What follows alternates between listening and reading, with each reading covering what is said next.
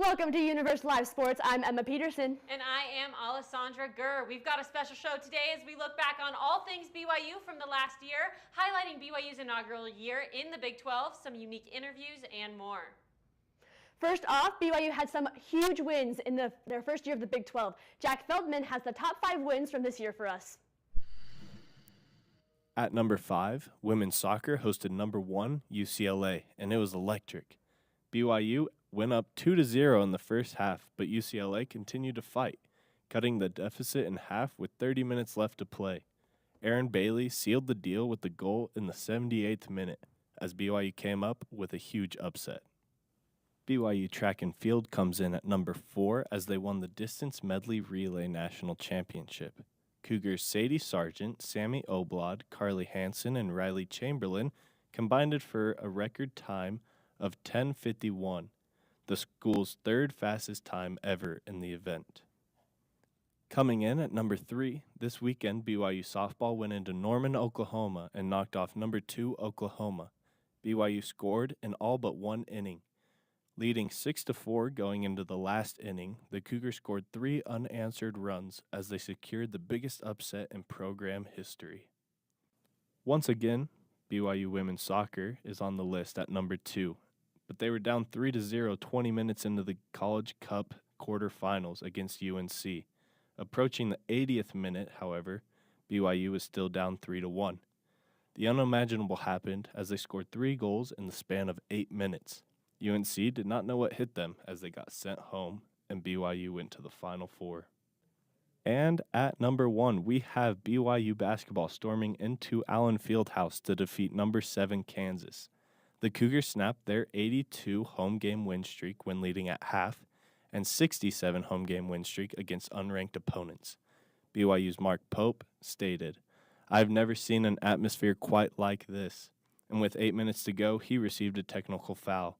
However, after this, BYU outscored Kansas by 14 to go on to upset them.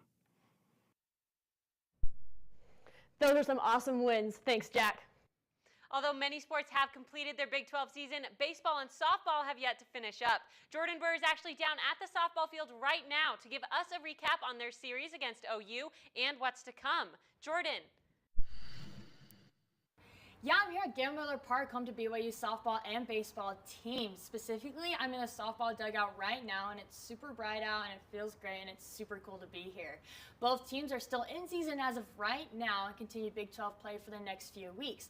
But speaking of softball, they just wrapped up their series against Oklahoma in Oklahoma this past weekend. Although they fell to the Sooners, they did secure a dub over Oklahoma in the second game with a final score of 9-4. Guys, this is crazy. Oklahoma is number 2 in the nation, and the Sooners haven't lost at home since 2017. The Cougars are out here making history, and we couldn't be more happy about it. In fact, I was able to speak to some softball players earlier this week about their first season in Big 12 softball. Check it out. I think taking a game away in this series was really good on our part, especially for the rest of the season that we have. I say that because, OU's a very strong team, truly number 1 in the whole entire country, and us, we came from the WCC into the Big 12, not knowing what our season would be.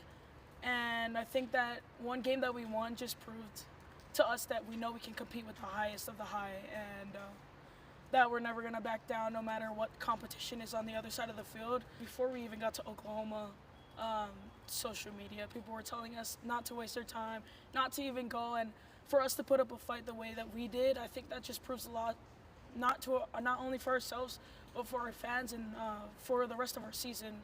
The team needs to focus on having good approaches in the box, as we did like in Oklahoma, staying aggressive, knowing that any strike can be your strike, and just not letting it pass you by. And then our defense needs to be top tier, like clean, with every play that we are handling in every inning. Within their first year of the Big 12, BYU softball has had their wins and their losses. They have a great team made of talented girls who fight to the end. It was great talking to some players and getting insight about how they feel their season has been so far. I personally think that BYU has a good chance of winning their last few series of the season. Back to you guys. Thanks, Jordan. Softball and baseball continue Big 12 play tonight with softball taking on Iowa State and baseball going head-to-head against Oklahoma, both at home. You can watch these games on ESPN+. And with a look at what some of our Cougars are doing in the big leagues, Alessandra joins Skylar Ludlow. Thanks, Emma. Starting in the NFL, our Cougars saw the highest of highs, but also extremely low lows. If I had told you coming into the 2023 NFL season that a wide receiver on the Rams would have a record-breaking season, you'd probably think I was talking about Cooper Kupp, right? Wrong. I don't know if anyone foresaw the rookie season that Puka Nacua would have. 105 receptions, 6 touchdowns, 1,486 receiving yards, and 2 NFL rookie records to boot. The Rams would ultimately have a very short postseason, but Puka has not let off the gas. Just earlier this week, Puka said he's been working so hard this offseason that he threw up on Cooper Kupp's lawn every day for a week. Well, what throws up will throw down, and throw down Puka and the Rams will as they try to make a Super Bowl run this upcoming season. 4 years after his run to the Super Bowl, Fred Warner and the 49ers had a chance to get revenge against the Kansas City Chiefs this year in Super Bowl 58. Unfortunately, Warner's season would once again end in heartbreak, losing to fellow alumni Matt Bushman and Andy Reid in an overtime thriller. But that doesn't take away from the All-Pro season Warner had yet again. Warner was named first-team All-Pro for the 3rd time in 4 years behind 82 solo tackles, 2.5 sacks, 4 forced fumbles, and 4 interceptions. With a newly restructured contract going into next season, you can bet Warner and the 49ers are going to run it back as one of the most elite offensive and defensive teams in the league. And while some Cougars thrived in the NFL, it seemed our guy Zach Wilson could not catch a break.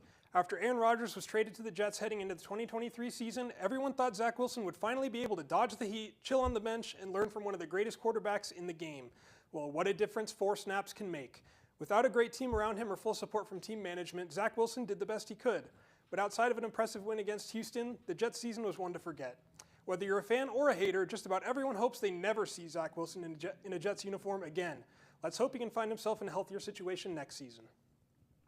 There are also 2 BYU volleyball players going pro next year. Setter Whitney Bauer and libero Kamaili Hiapo both got invited to play for the Vibe in Atlanta. The Vibe is one of 7 teams in the Pro Volleyball Federation that was created this last year. Hiapo led the Cougars with 277 digs, and Bauer finished her final college season with a team high of 980 assists, totaling over 4,500 assists in her 5-year career. And lastly, a historic 5 Cougars were taken in the 2024 WSL draft and are going pro. Most hype of all, 4th overall pick Brecken Mozingo to the Utah Royals. After an incredible senior year of soccer at BYU, Brecken Mozingo's professional career has finally begun. 4 games into the season, Brecken has yet to leave her mark in the stat sheets, but in case you're worried, which you shouldn't be, let us remind you, Brecken was a Mac Herman finalist and first-team All-American last year. She's just getting started. And we can't forget our 4 other Cougars in the NWSL, and we also have to keep our eyes on. We wish the best of luck to all our girls this season, Brecken and Olivia Smith-Griffiths with the Royals, Olivia Wade with the Portland Thorns, and Jamie Shepard and Laveni Vaca with Bay FC. We're excited to keep watching our Cougars this year. Absolutely. Back to you, Emma. Thanks, Alessandra and Skylar. Now, Caleb joins us with some insider scoops on this year's NFL drafts and which Cougars he thinks will go drafted.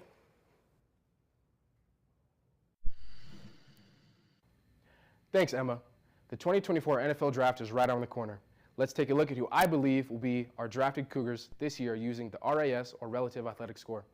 This is a formula created by Kenny Lee Platt, which collects a multitude of players testing metrics and physical attributes to generate a score to assess a prospect's athleticism. Prospects are graded on a scale from 1 to 10 for each contributing factor, which are height, weight, bench press, 40-yard dash, vertical jump, broad jump, hand size, and arm length. Here are 2 of our 3 NFL Combine invited players, Keaton Slovis and Kingsley Suamatia, compared to players that were drafted in last year's NFL Draft. Keaton Slovis brought in an RAS of 9.34. Compared to Jaron Hall, who was taken in the 5th round of last year's draft, Slovis is sitting in a great spot. I believe Slovis will be taken somewhere between the late rounds. There are a lot of high-caliber draft picks, but I believe Slovis is a solid pick for any team. Kingsley Suamatia, who I believe to be the only sure draft pick of eligible players, stacks up nicely compared to Blake Freeland, who was taken in the 4th round of last year's draft. Suamatia's score of 9.4 is great. He's a few inches shorter than Freeland, and his vertical jump wasn't great, but all signs show he has what it takes to be a phenomenal product in the NFL. He currently sits as the 66th best player on Pro Football Focus's NFL Big Board.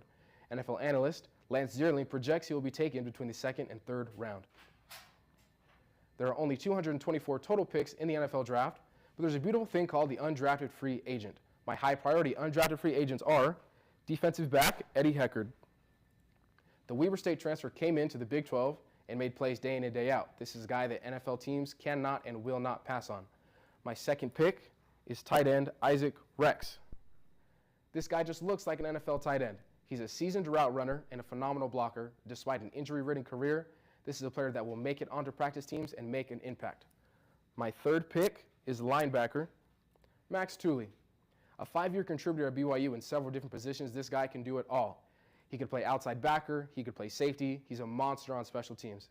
I doubt these three will get their names called in Detroit, but I would be shocked if they weren't some of the first free agents on the market. The draft will take place next week, April 25th through 26th, and will stream on the NFL Network, ABC, and ESPN. Thanks, Caleb. With the draft coming up next week, it'll be really exciting to see where these former Cougars could land. Kayla Kiesel sits down with Lauren Gustin, our Daily Universe Athlete of the Year, at the basketball practice facility to discuss her first and last year in the Big 12.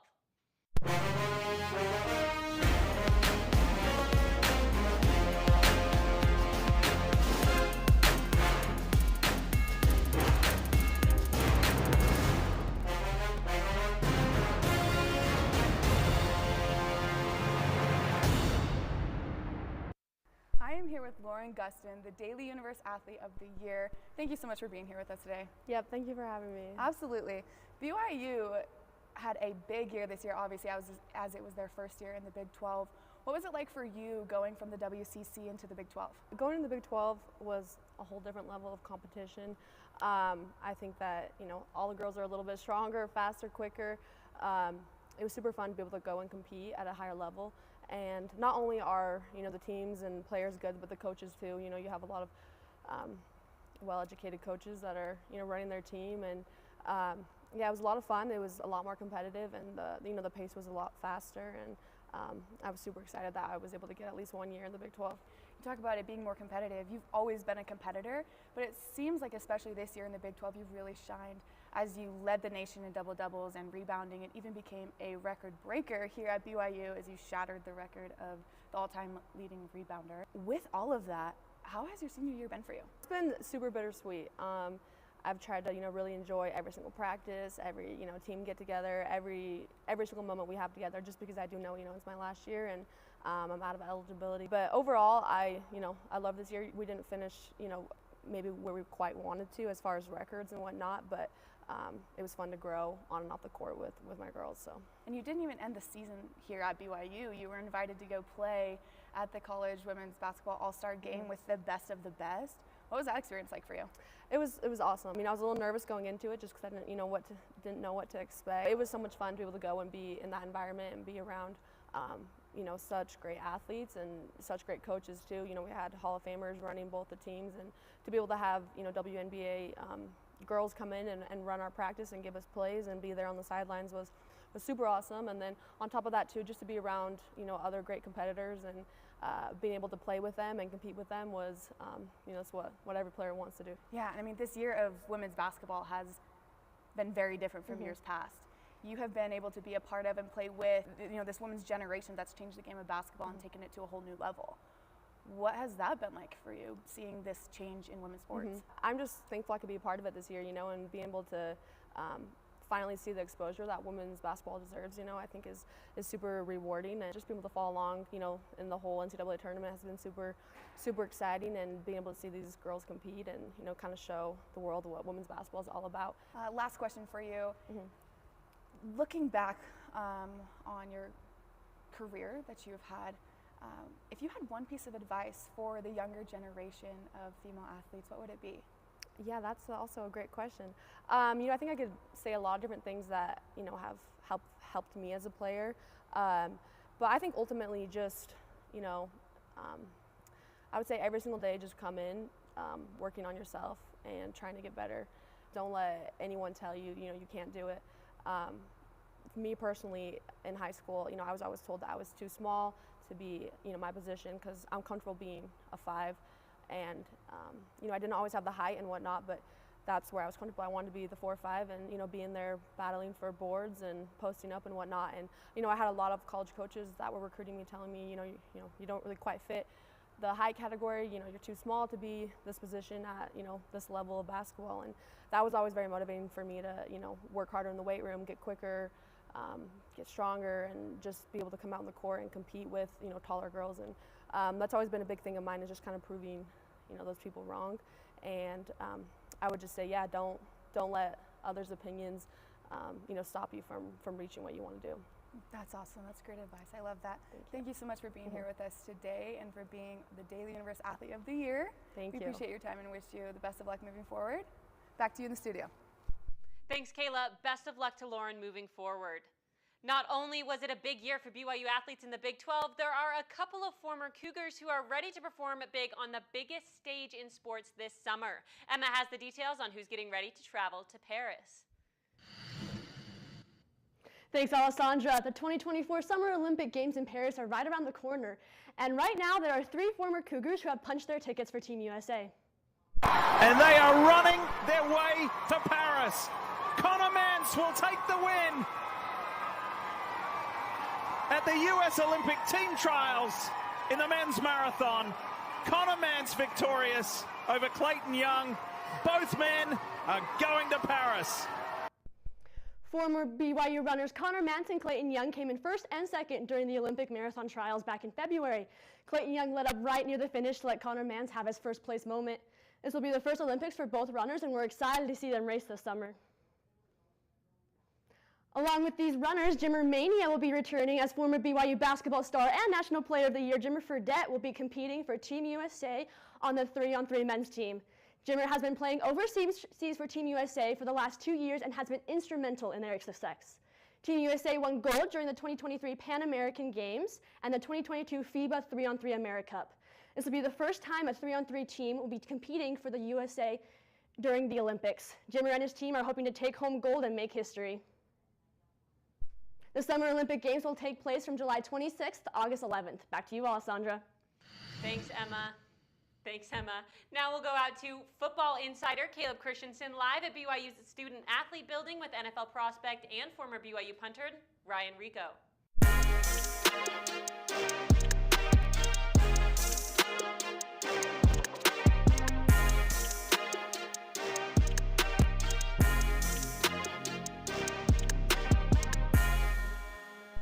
I'm here with former BYU punter Ryan Rico out here to discuss his draft process and what it's been like these last few months postseason. So first, Ryan, just tell me about what your experiences have been at BYU. Yeah, it's definitely weird to say that I'm a former punter. Yeah. But man, 4 years, pretty much 5 years, like we had a great run. Loved every second of it, and it's crazy to think that it's over, but excited for the next step. Yeah. Give me your favorite experience at BYU. I know you've been here for quite some time. Yeah, if you can narrow it down to 1, maybe 2. Favorite experience, man, I would say probably the game we beat Utah. I would say, like, there's been a lot of highlights, but for us to be able to kind of break that streak for them, in our career we were 1-0, and I'm proud to say that. So I'll definitely that's probably the highlight of it for sure. Yes, sir. That was a pretty good game, and again, 1-0 for us. So Yeah, the other 9, I don't want to talk about them, but we weren't part of that. We weren't part of that. Okay, so now tell me what it's been like. I know the season ended late November. What has your process been like November to April? Yeah, I think I definitely didn't really know what I was getting into, and that's kind of been like the theme of it. Is you're kind of flying by the seat of your pants. You're trying to make the best of it. You're trying to be as prepared as you can, but ultimately there's just so much uncertainty in that. So for me, it's just try and get into a rhythm, have a routine. But it's been fun. I've been able to go and play in some different senior game showcases. I was able to participate in the Combine and in like the first ever Big 12 Pro Day, which was a really unique opportunity. So I think I've kind of looked at those as checkpoints along the way. And I think I'm really happy with how the process has gone. I feel like I've been able to put my best foot forward. And now it's out of my hands for the next few days, weeks. But I'm excited to get that opportunity and kind of control my own fate in that. Yeah, tell me, I know the first ever Big 12 Pro Day, I know they wanted to make it as similar to the Combine as possible, but I also know that BYU typically puts on their own really good Pro Day. Can you kind of Tell me what that pro day was like and the experiences there. Yeah, it felt like a mini combine. I think going out to a different location than just your home school, that was similar to the combine. The schedule that they had, the different amenities that they had, that felt like a small combine. And then when it came to the actual workout, they created a really stressful environment. So I think they succeeded in that. But yeah, overall, I thought it was like a really awesome experience, especially for just anyone to be able to participate in that. I think they get a little bit of a taste of what the combine is like. Yeah, that's really cool. Between the combine and the pro day, can you tell me kind of what NFL teams or scouts have kind of talked to you about and said to you? Yeah, it's kind of unique because I feel like as the process goes along, it starts out very general and broad, and they're kind of just trying to get to know you. But then at the combine, we had the chance to meet with coaches from all 32 teams, and really it was just kind of like you're at a table with 4 to 6 teams. They just get 10 minutes to rapid fire questions at you. So you want to make sure you're going into that prepared. You kind of have different things on the top of your mind. But so everything that I've heard has been really positive. Unfortunately, they're never going to tip their hand or say, hey, like, you're our guy, we got you. Mm-hmm. So there's definitely a lot of just questions on that. But overall, I'm really excited, and I'm just ready to go. I'm ready to go for what's next. Yeah. Lay out maybe what the dream scenario would be, a dream location if you have one. Oh, dream location? Dude, here's the thing. If any team wants to, like, pay me to kick a football, I'm never going to, like, complain or say, hey, I want it a little warmer. Obviously, if I had it my way, warm weather or a dome, like, that's, right. As a kicker punter, that's what you dream of. But I feel like playing at BYU, playing in the different atmospheres and conditions that we played in, I feel like I'm prepared for whatever it is. So if I had my choice, warm, it really doesn't matter, though. I'll be able to go out and do what I need to do. Yeah. Well, you heard it here first. Ryan Rico, hoping to be selected next week in the NFL draft, and very hopeful. I know that I'm hopeful on him. I got to play with him, and he's the real deal. But that's all from the student athlete building here with Caleb Christensen with Ryan Rico. Back to you. Ryan Rico has been one of my favorite players these last years. I can't wait to see where he ends up. Thanks, Caleb. BYU came out with some new jerseys for their first year in the Big 12. We have Allie Braithwaite with us down on BYU campus talking to students about their favorite BYU jerseys. Allie? Yeah, I'm down here on BYU campus, and I'm asking students which BYU Big 12 jersey they like the best. Here's what I found out. The blue on white, I think, always goes super hard. I don't know, anything white with like some darker highlights. So you're picking basketball? For sure, for sure. Yeah, I also like the blue on white basketball jersey. Okay. If you had to pick one favorite overall, which one would you pick? Man, probably that softball one is just really cute. Yeah. I'd have to go with the baseball. I think I like the basketball jerseys. I like football because football is really fun. Okay. But gymnastics-wise, I like sparkly jersey. Perfect. I'm gonna say basketball. I personally like the women's tennis one. Yeah. Why did you pick those ones? I just think they're cute. Yeah, they're super cute. I think that the BYU basketball team had the coolest jersey because Jackson Robinson wore it, and he's awesome. That is so true. Thank you. Thank you. One vote for Jackson Robinson. Why the basketball? They really bring out I like the white. Whoa, the Cougar on the gymnastics uniforms are awesome. This year, I would say the basketball jerseys. Basketball? Ooh, the tennis one's pretty classy, I have to say. I like the men's basketball one. Basketball? Yeah, the whiteout one. Yeah. Why did you pick basketball? I think the white's a really clean color, and then just the blue accents make it really nice, especially with their number. The tennis is very slick. Yeah, I like how true. simple it is. I'm gonna say probably the soccer. Soccer? Yeah. It's a good choice. Yeah. I like the baseball one. The black and blue looks pretty sick. I like the gymnastics leotard. I like the Cougar on the back. It's pretty cool. Probably the softball. Softball? Why the softball? I really like the black on the navy blue. For me, basketball is just simple. It's always been the same. I like it, yeah. All right. Yeah, same for me. I've always been a basketball guy. Basketball? So, yeah. Okay. Just go BYU, go Cougars. Yeah, go Cougars indeed. Awesome. Thank you so much. Of course. It looks like the BYU basketball jerseys were the fan favorite for BYU students. Back to you in the studio. Thank you, Allie. That's it from us today. Thanks for watching Universe Live Sports. Have a great day.